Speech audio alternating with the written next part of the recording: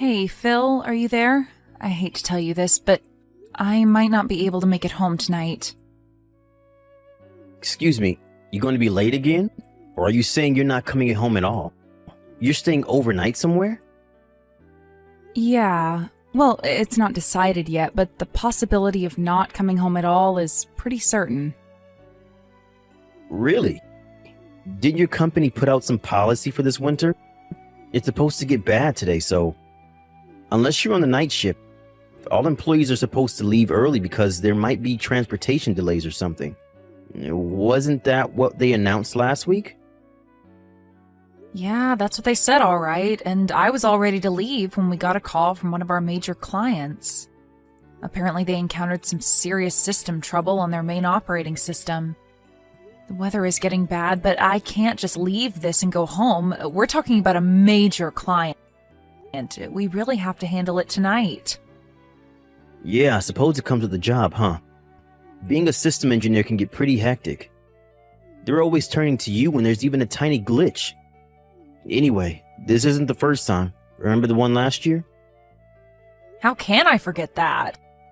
That was during the big hurricane, wasn't it? That was pretty bad. But this time at least I don't have to go on site. I can do this all remote, but the only problem is I have no idea when this can be solved. We tried several solutions, but it rejected them all. Really not sure what the problem is. Worst case scenario, it may take all night. If, by chance, we find a solution, I can get home, but if not, I may have to stay all night. I'm really sorry about this, Phil. I hope you understand. No problem. Just don't overdo it or anything. Rest when you can. Thanks. Oh, yeah. I hate to ask, but could you dump a cup of detergent in the washing machine and switch it on? It's ready to go. Huh? You want me to do the laundry? You know the dryer's on the blink. Can't hang it out to dry in this weather. Why bother? Yeah, but just having it washed and ready to dry will save me a lot of time later. I've got to do it any chance I get, or it will just pile up before you know it. Right. Okay, no problem. Oh, and could you throw in the kitchen towels and the apron in there too? I forgot to throw those in this morning. Do we even have an apron? I can't remember using it. Yeah, I bought it because I'm always on the run, as you know. Didn't want to dirty up my suit in the morning. It saved me the other morning, actually. Splashed egg all over it. I left it on the kitchen table. Forgot to drop it in the washing machine this morning. It's bright blue. I can't miss it. Oh, okay. I'll check and see later on. You're doing remote work all day today, right? No change in schedule? You don't have to meet a client later or anything, right? Yep, that's right. As a matter of fact, I was in the middle of something just now. Oh, I'm sorry. I didn't realize. I thought you were on your lunch break. I'm sorry if I interrupted. Don't worry about it. After I finish this up, I'm done for the day, so no problem. Oh, okay, great. So you got the evening free then? All right then. I better be getting back to work. Gotta figure this thing out. If I'm lucky, I can get this done tonight. Wish me luck. All right, good luck.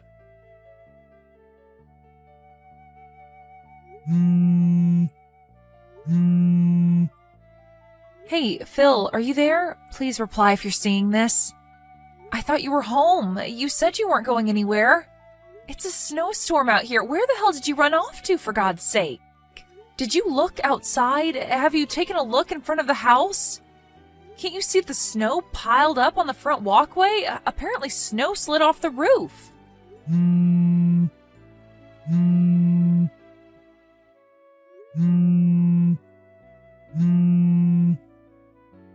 I got a call from Mrs. Barkley next door. You know, the old lady next door, right? Well, she told me that there was a woman buried in the pile of snow. Must have approached the house and the snowpack slid off the roof or something. It was apparently a pretty large pack of snow. Luckily, Mrs. Barkley called the ambulance right away because nobody was home at our place. It took a while for the ambulance to get there, but she said she seemed okay as far as she could tell. As for me, I'm still at the office. We solved that system error problem, but all transportation has been delayed. I have no way to get home because of this snow. I have no idea where you are, so I'm just relaying all this information. Just so you're aware, I can't believe you're not home, Phil. Where'd you go, for crying out loud? Contact me as soon as you see this message. I just hope you're not in trouble or anything. To be honest, I'm worried sick. Phil, are you there? Where the hell are you? I can't seem to get a reply from you. Are you even seeing this? I'm not even sure if you got back home or not. I don't see an icon on screen indicating you're seeing this. Do you even have the thing turned on? Or is your battery just dead and you can't charge it? What's going on, Phil? You're scaring me. I need a reply ASAP. We need to talk about what to do about that woman who was injured in front of our house. She's at the hospital over in Richmond. We can't just ignore her. She was injured on our property. We could get sued, so contact me right away after you see this. You do realize that you're in a real precarious situation here. I hope you're aware of that, Phil. What the hell is this, Melanie? What's with this message? Sending me crap like this? Is this some kind of gag you're pulling? What's up with this? Making up some far-fetched mumbo-jumbo about you being taken away by an ambulance? What's with this play act and exaggeration? This is not even funny at all, Melanie. And even involving Mrs. Barkley? She's just a little old lady, for God's sake. How could you get her involved in your little prank? It's like you're showcasing your frustration to everybody in this neighborhood. Aren't you in the least bit embarrassed by this dumb little charade? And where were you taken? You said Richmond. Are you talking about the big one on 5th Street? I don't really care, to be honest. I don't plan on visiting you there anyways. I mean, seriously, why would I after what you pulled? Huh? Pardon me? What are you saying? I'm still at the company. I really can't get out of this right now. I'm not sure I can get home right now. Hold on a second. Pardon me? And what the hell are you blabbering about? Phil, I'm really busy right now. I thought I explained it all to you. But you just messaged me about you getting buried in front of our house and that you were taken to the hospital. What was that all about then? Phil, are you even reading that message properly? Did you just glance at it? Sure sounds like it. Huh? Wait a second. You're telling me I read it all wrong? I'm pretty sure... Just read it over one more time, would you please? And this time, slowly, so that you understand the entire situation. What is this, Melanie? Some woman was hauled off to the hospital from our house? Are you serious? It says she got buried in snow in front of our house. Are you kidding me? What the hell happened? Come on, Phil. You did that, didn't you? Huh? Excuse me? What was that crap you said to me? You read that message from me all wrong. You thought it was me that got buried in snow, and you didn't give a hoot about me. You weren't even going to visit me at the hospital. Are you serious, Phil? Your outburst is all on record, so there's no use refuting any of it. You meant what you said. There is no denying the fact.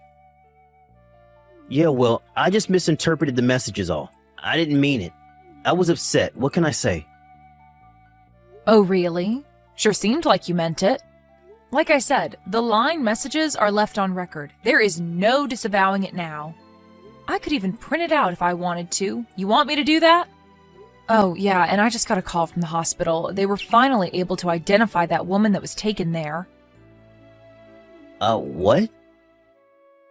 They said her name was Deborah Sinclair. Ring any bells? I wonder why she was at our home. Delivering something, perhaps? Or maybe visiting someone? Hold on a second. Did you just say Deborah Sinclair? I mean, just want to confirm, you know. That's right. Sure sounds like it rings a bell with you, Phil. On the other hand, I have no recollection of such a person. Who is this Deborah Sinclair? You know her, right? Who is she, Phil? I'm not sure. I thought it was you. Yeah, and? You thought it was me, so what? Forget what I said. It's nothing. It's kind of late to be saying any of that anyways. Pardon me?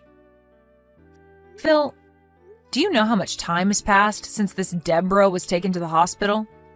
It was a pretty frantic situation that unfolded over there. All the neighbors were out, the ambulance blaring down the street.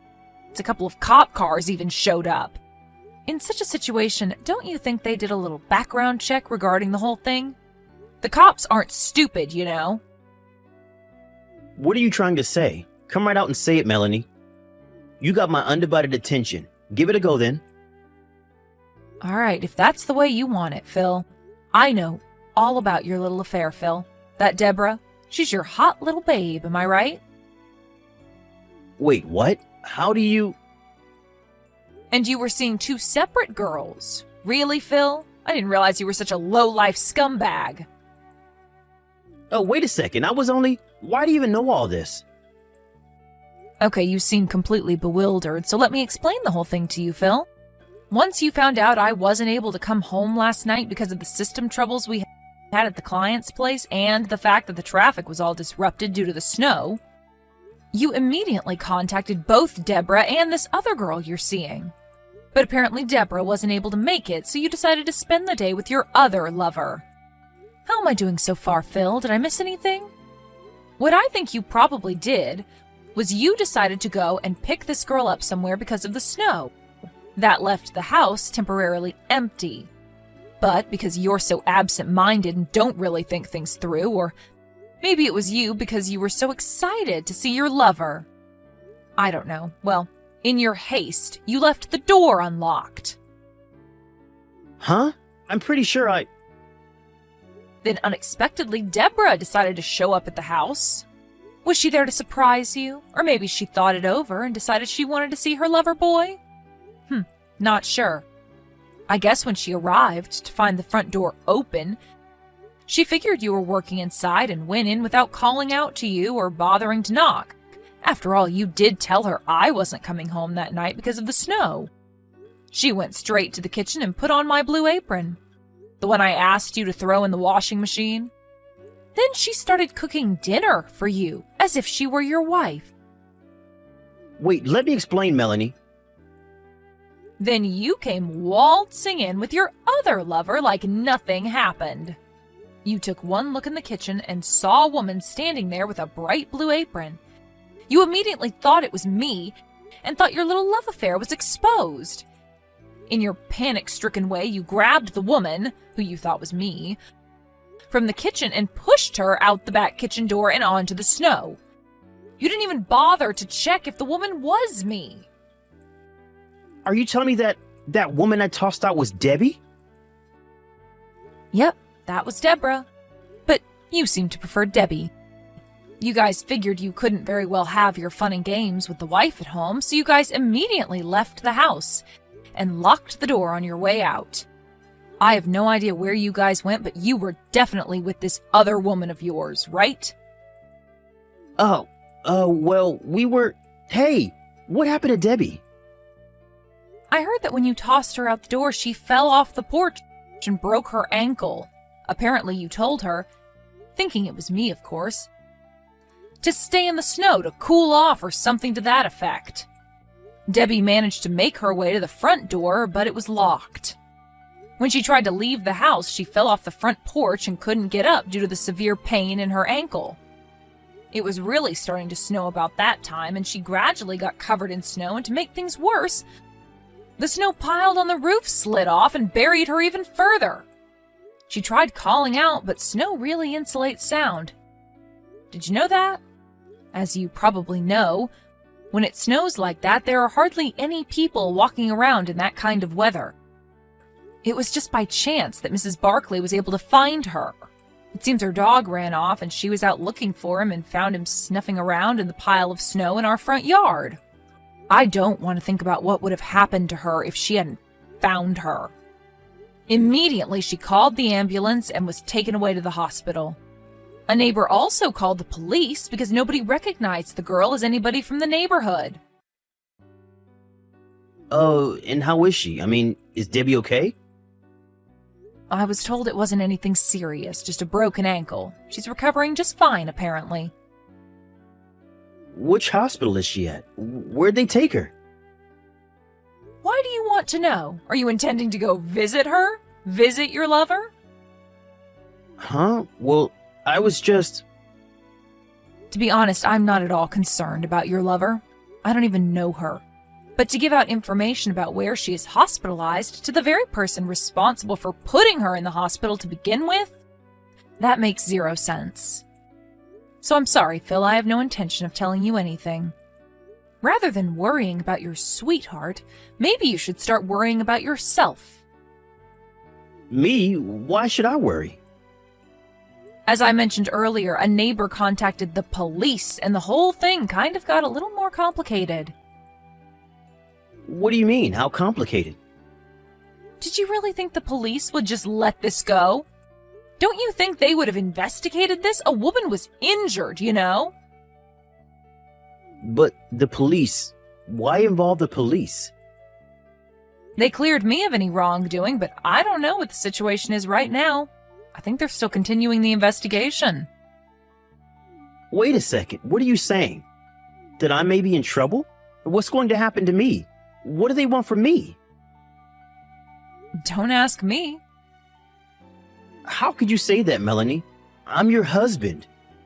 How could you be so cold and unconcerned? This could be serious, you know?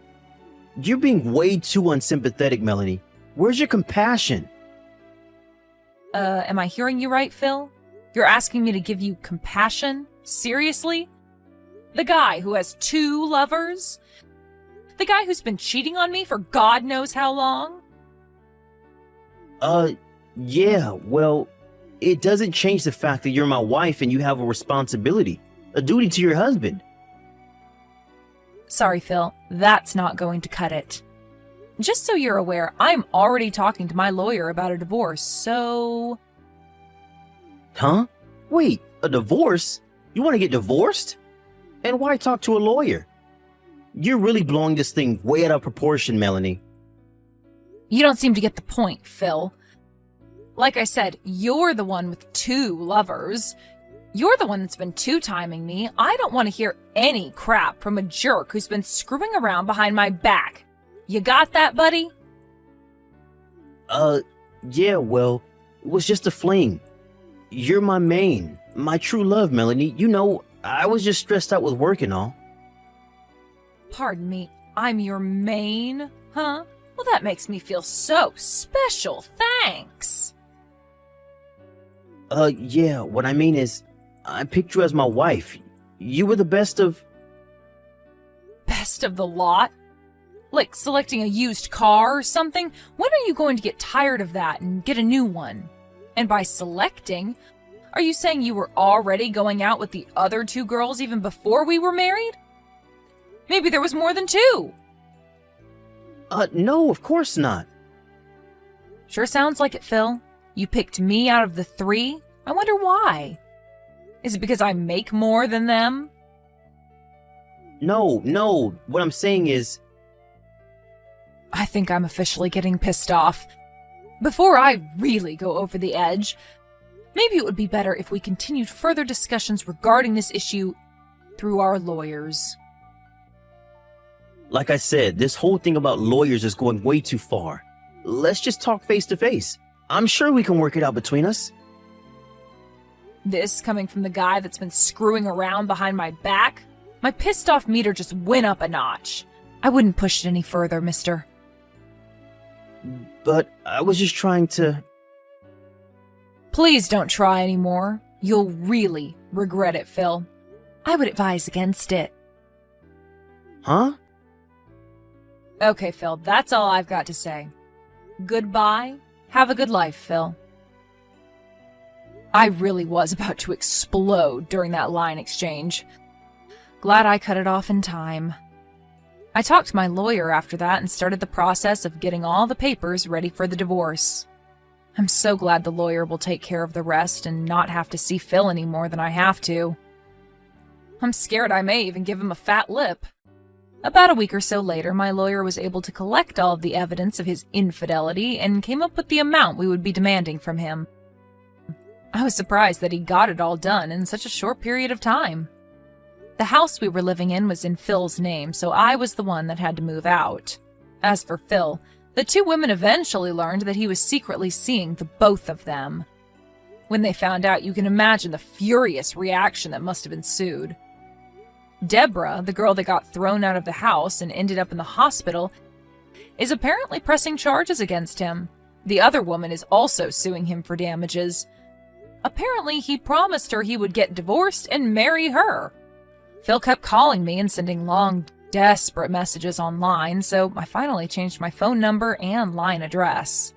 I really can't thank my lawyer enough for moving quickly with all this before it got completely out of control.